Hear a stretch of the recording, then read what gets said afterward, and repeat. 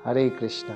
आज का प्रश्न है कि मुर्गा को हम नहीं खाएंगे तो कौन खाएगा। मनुष्य ये सोचता है कि जो आहार श्रृंखला है कि एक जीव दूसरे जीव को खाता है, दूसरा जीव तीसरे जीव को खाता है, इस तरह से चलता है।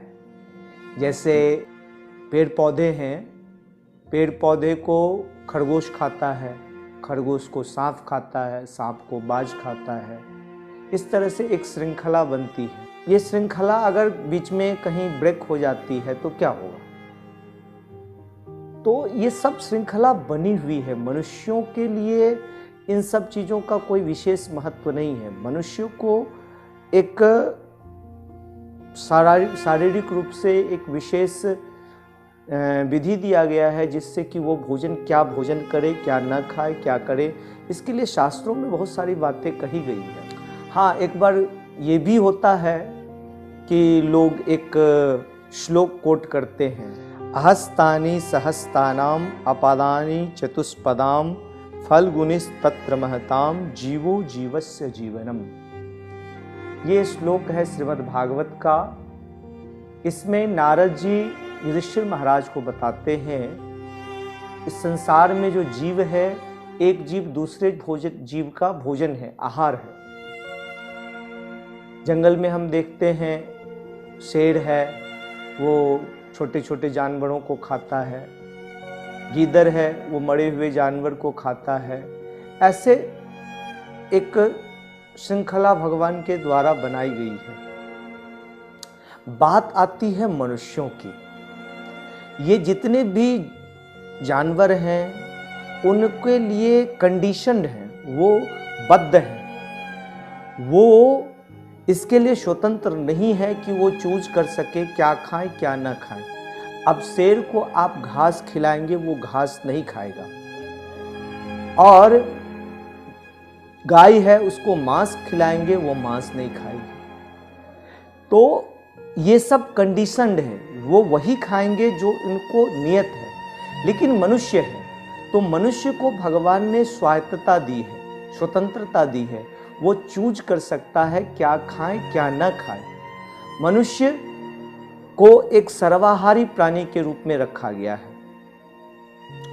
अब मनुष्य जो है, मनुष्य के शरीर का बनावट भी कुछ इस तरह से, जो मांसाहारी जीव होते हैं उनका बनावट क्या होता है, उनके दांत नुकीले होते हैं, फ्लैट नहीं होते हैं, फ्लैट टीथ्स नहीं होते हैं, उनके दांत नुकीले होते हैं, और जो कि मांस को चीर फाड़ के खा सकते हैं। उनके हाथ में नाखून होते हैं लंबे, और पंजे होते हैं। जो उसके पैर हैं वो गद्देदार होते हैं। आंत की लंबाई छोटी होती है। जबकि मनुष्यों में क्या है, मनुष्य के टीथ फ्लैट्स हैं और नुकीले नहीं हैं। दांत में उंगली भी अलग तरीके हैं, पंजे भी अलग तरीके हैं। आंत जो है वो लंबी है। अगर हम मांस खाते हैं तो वो काफी देर में पचता है, तो वो आपके शरीर के लिए नुकसानदेह होता है। और फिर क्या होता है, ये जो मांस हम खाते हैं वो हमारे शरीर में जो है सो तमोगुण उत्पन्न करता है। हमारे अंदर जो है वो सारे फीलिंग्स, जैसे हम किसी जीव जंतु को मारते हैं, अगर मांस खाने के लिए हम क्या करते हैं, उनको मारते हैं तो मारने वाले के प्रति उसके मन में उस समय क्या चलता है, गुस्सा, क्रोध, वो डर। वो चाहते हैं कि इसको हम, ये जो मारने वाला है इसको मैं मार दूं। तो वो सारे क्रोध, वो डर, वो सब, वो जो भावनाएं हैं वो उसके रक्त के साथ में, उसके मांस के साथ में हम जब भोजन करते हैं तो हमारे अंदर प्रवेश करती, तो वो सारी चीज़ें, वो सारी फीलिंग्स हमारे अंदर आ जाती है। तो वही सब चीज़ होता है।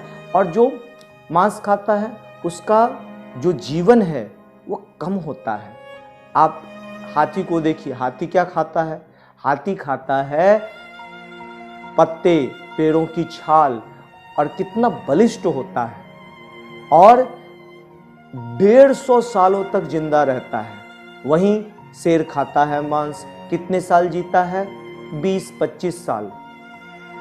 तो कहने का तात्पर्य यह है कि ऐसा नहीं है कि हम मांस खाएंगे तो हम बहुत मजबूत हो जाएंगे, बहुत ताजे हो जाएंगे और बहुत दिनों तक जीवित रहेंगे, ऐसा कुछ नहीं है। ये सब शरीरों की अपनी बनावट है, भगवान सब व्यवस्था करते हैं। मनुष्य को ये विचार करना चाहिए कि उसे क्या खाना है, क्या नहीं खाना है। मनुष्यों के लिए आहार निश्चित है, उसे शाकाहारी भोजन करना चाहिए।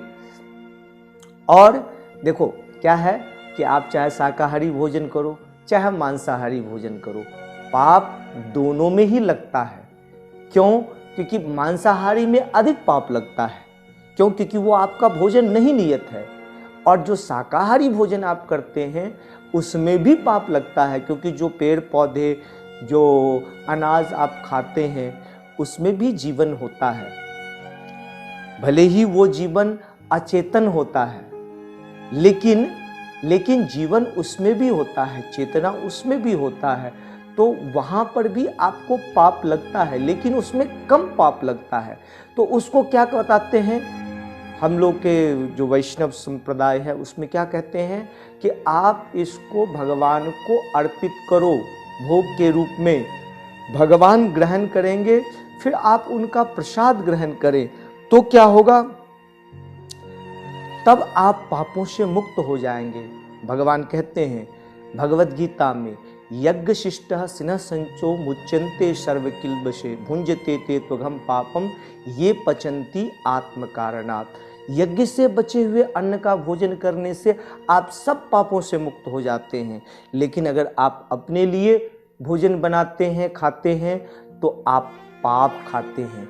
तो अगर आप पाप से बचना चाहते हैं तो आपको जो है सो भगवान को भोग लगाया हुआ प्रसाद खाना चाहिए।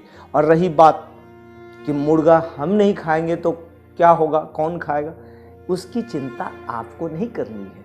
क्यों? क्योंकि भगवान ने बहुत सारे जीव जंतु बनाए हुए हैं जो उसको खाने के लिए रेडी हैं। तो आपको उसके लिए चिंता करने की आवश्यकता नहीं है।